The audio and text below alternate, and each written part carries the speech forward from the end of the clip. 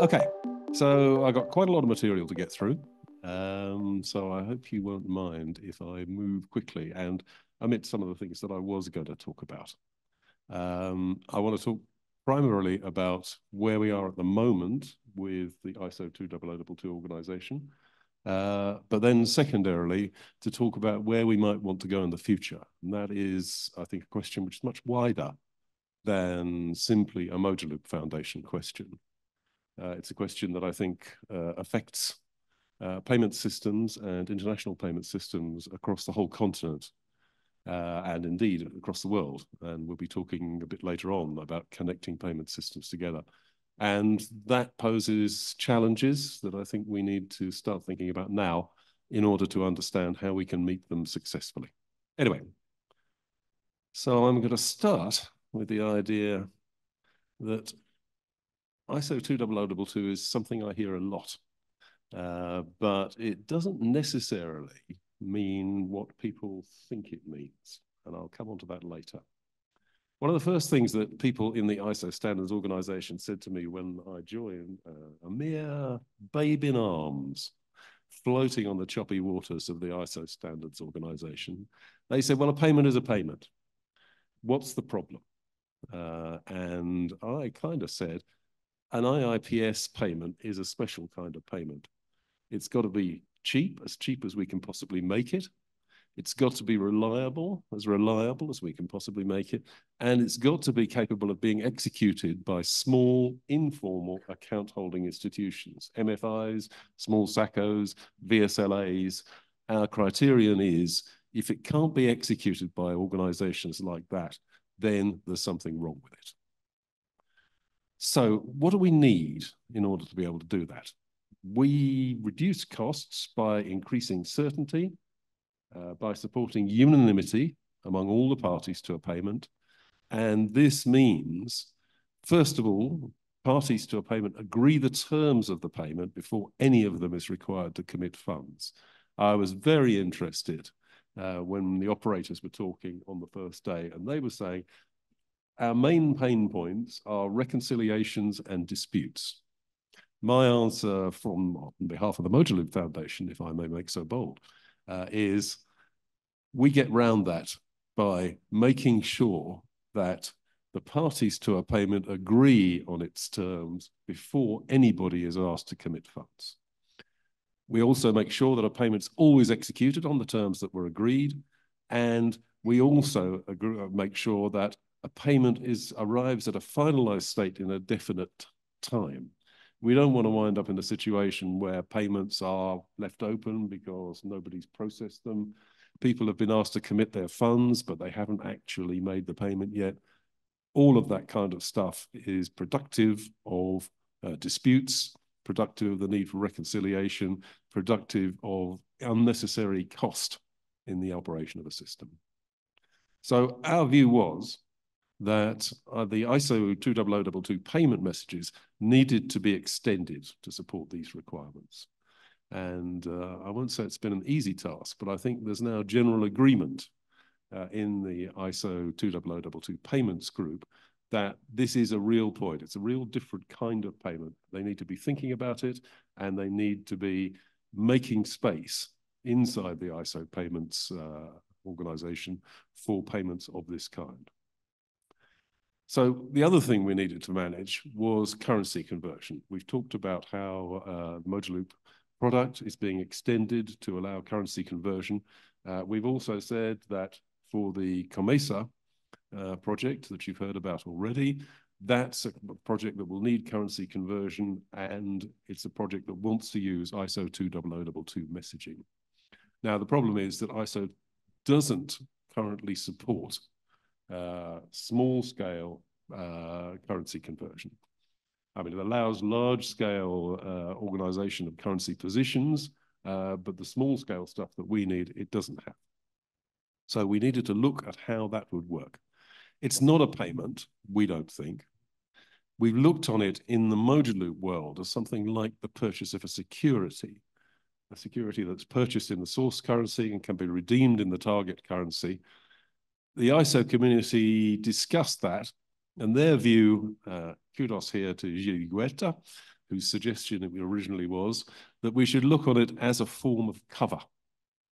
And in both cases, I want to emphasize that currency conversion is something that happens between financial institutions, not between accounts.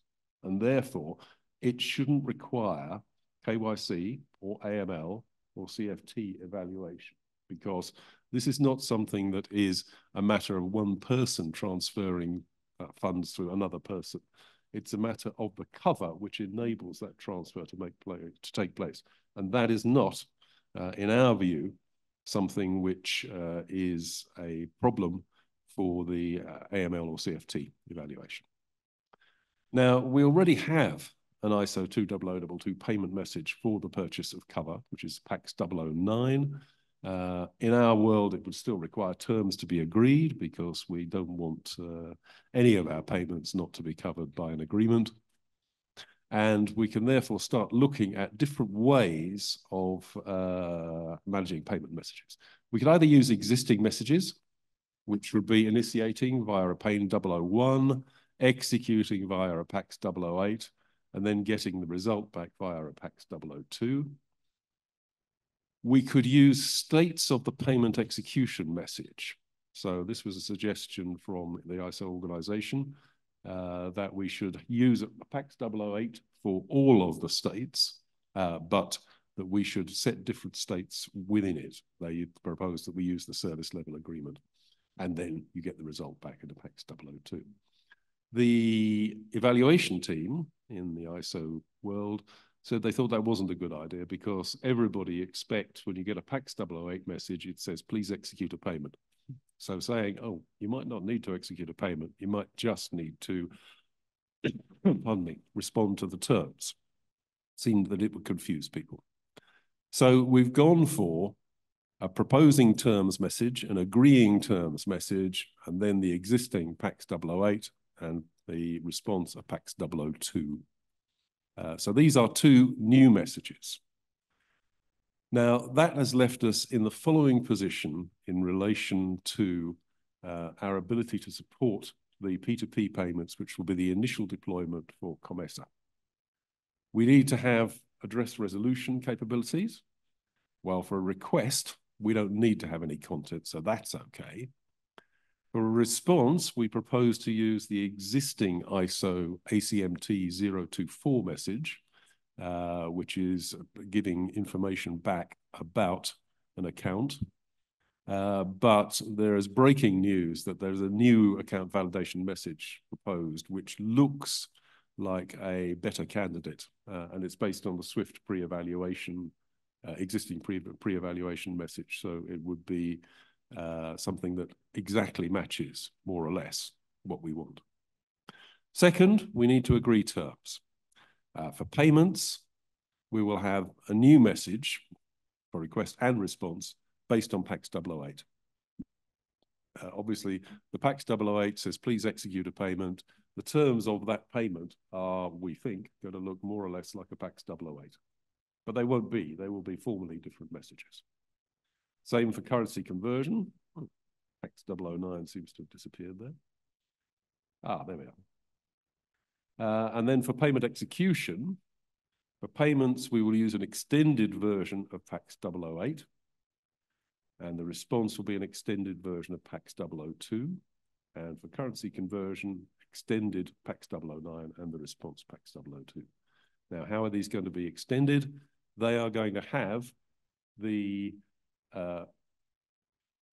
cryptographic lock and key that we currently have associated with our payment messages in the modular existing FSP-IOP interface. We have proposed those changes. They have been accepted by the ISO2002 organization, and as of about a month ago, they are in the queue for being processed. Now, that doesn't mean that they definitely will be, because it's always possible that someone might raise an objection. But in principle, they've been accepted by the community.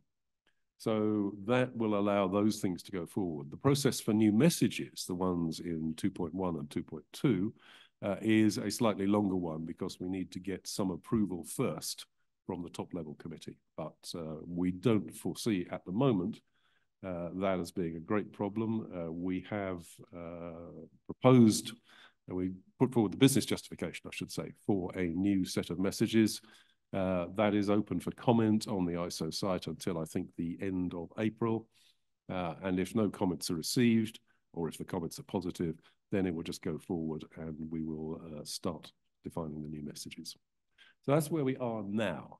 We are in a position where we can certainly, I think, put together a set of ISO2002 messages that will support the P2P payments, which are the initial use case for the COMESA system.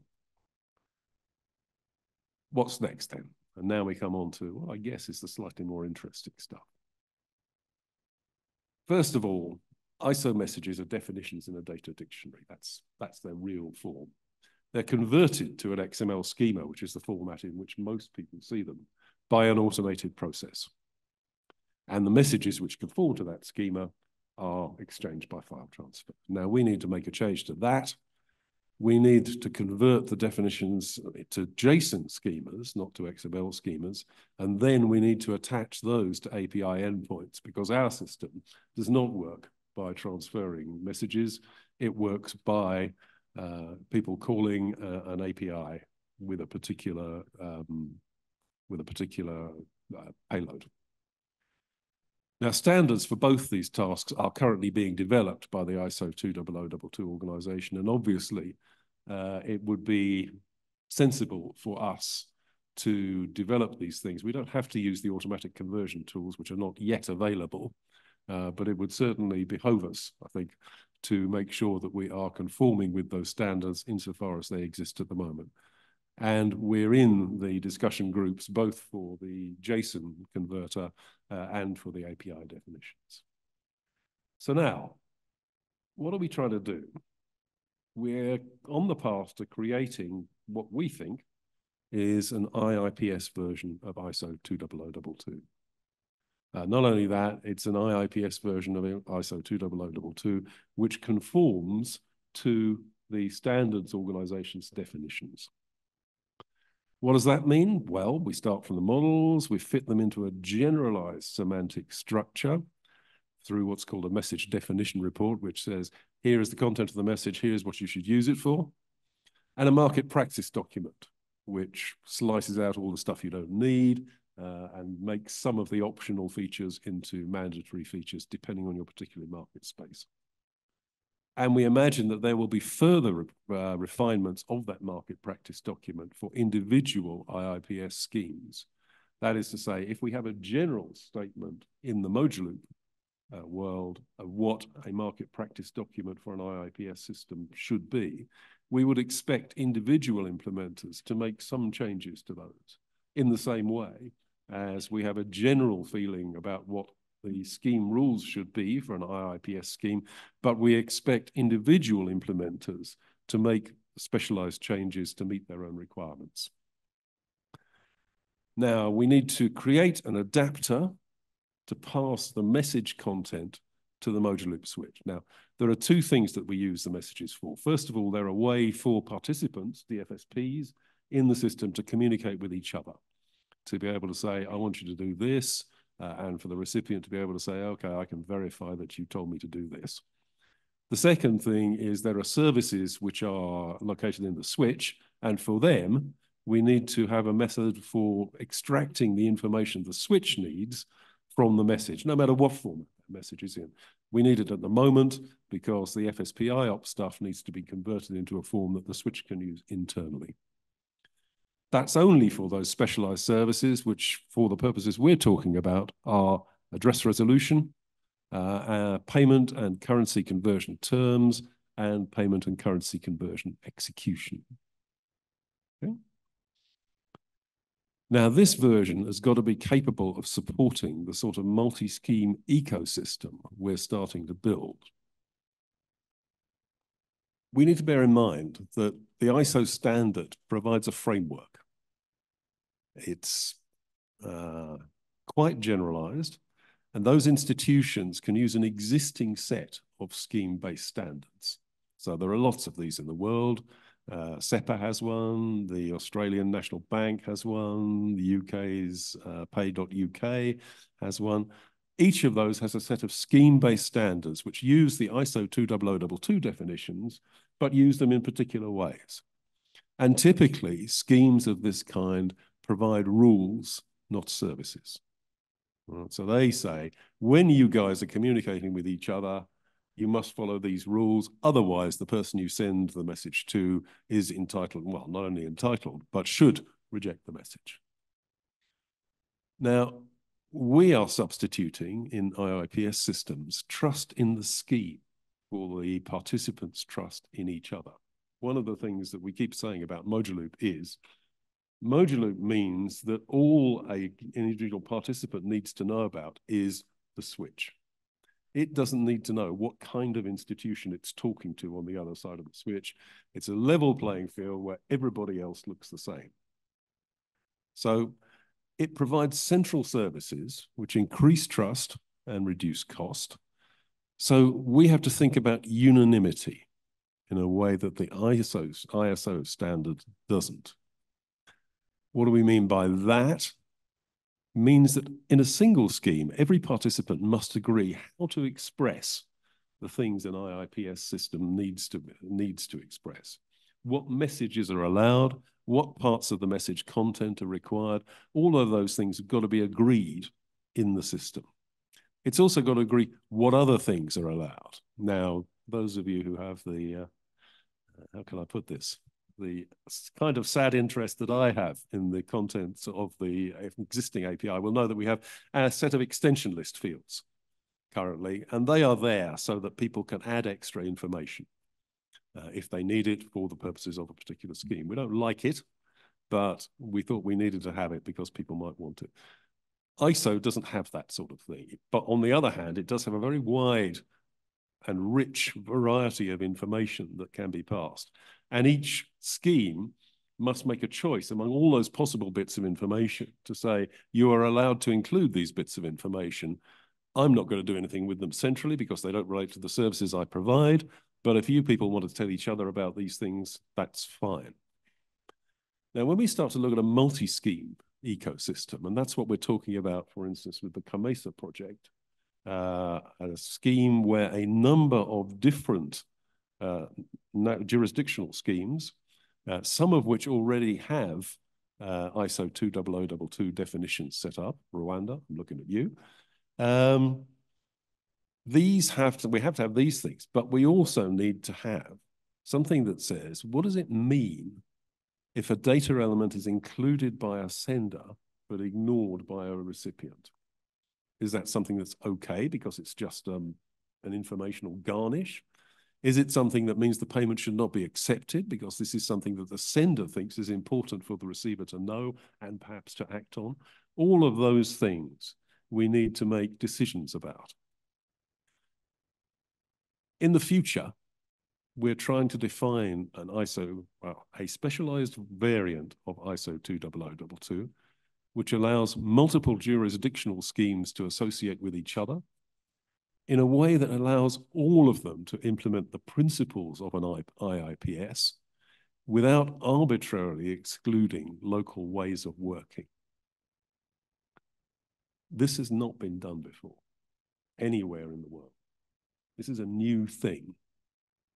To use the ISO 20022 standard in a way that allows different implementations to interact with each other in defined ways is a new thing. I mean, ISO is a general standard, but it's only used in specific agreed schemes. What we want to do is to open up those things so that different schemes that may use ISO in different ways can talk to each other, exchange information, and participate in cross-scheme payments. It will, unfortunately, well, sorry, when I say unfortunately, when I look at the audience before me, I know that deep analysis, tact, and a strong desire to succeed are overflowing among you. So I'm now full of confidence. But if we can deliver that, we will have delivered the thing that ISO 20022 was supposed to deliver, but hasn't. That's a federated standardization, which is based on a clear set of shared principles, but without arbitrarily excluding local practices. Now, what happens at the moment with ISO 20022 is it's declared as a global standard, but it's implemented in a series of mutually incompatible ways of actually working. So the chances of being able to actually transfer messages between systems, I mean, I'll leave aside questions of how you settle between systems, all that kind of thing, has not yet been solved. What's happened is that they've standardized at one level, but then they've introduced localization and specialization at a level below that. That's the level that we need to attack.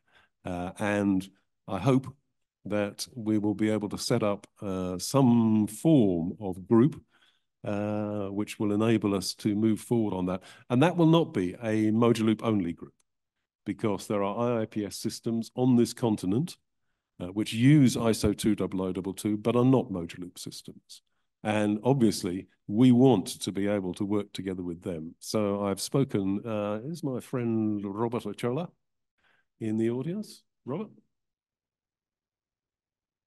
Okay, he isn't, well, which is unfortunate. We had a conversation earlier in the convening, and the plan is that Africa Nenda will facilitate a conversation between the various payment systems on the continent to try and arrive at the vision of the future that you see described before you there. Any questions? Oh, Julie, I'm amazed.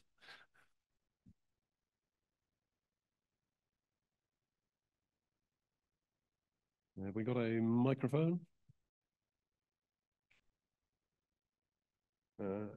Microphone?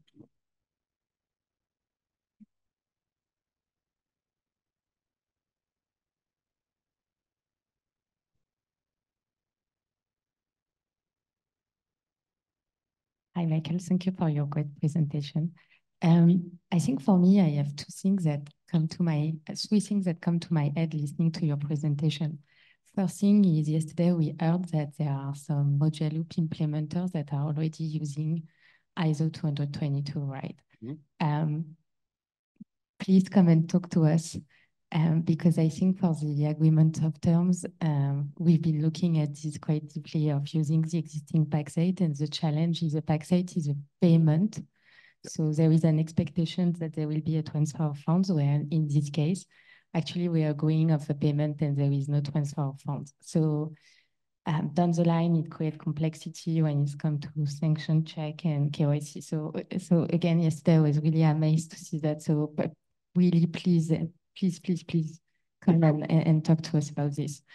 Yeah, can I just say I'm happy to report that Alain from Rwanda, we've already been in conversation about their implementation, and we plan subsequently to this, hopefully this afternoon, to have some conversations about how we might mix those together.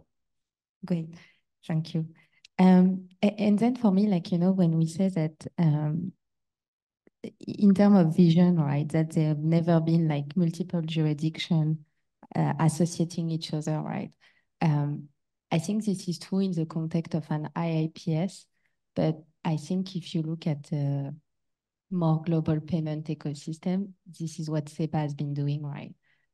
Trying to harmonize rules and agree with a set of rules that can be applied by different providers, because you have EBA, you have Equans, you have state, you have a lot of providers following this rule. So it will be interesting to reproduce this concept in an IIPS context, I feel.